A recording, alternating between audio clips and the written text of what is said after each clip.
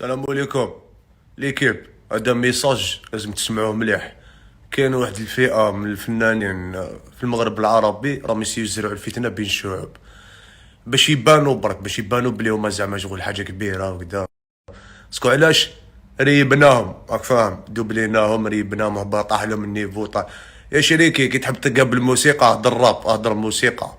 بلا موسيقى ما عندك، ما تقدرش كاع تهضر، باسكو حاجة تاع السياسة خلوها للسياسيين، حاجه تاع الجيش خلوها للجيش، حاجه تاع بين دوله ودوله خلوها بين دوله ودوله، حاجه بين رابور ورابور نفريوها بين رابور ورابور. راك شايف خو، ما تجيش تدخلوش الشعوب ولا الفتنه في الوسط. وانت كيما راه كومبلي الصغير فينا وانت يا الحلويات دير مليح في بالك باللي الصغير فينا رابور، الصغير فينا في الجزائر يريبوندي لك بكلاش، يلبس لك جبه وتروح تريح في الجنان ديالكم وتسمع الشاب حسني الله يرحمه.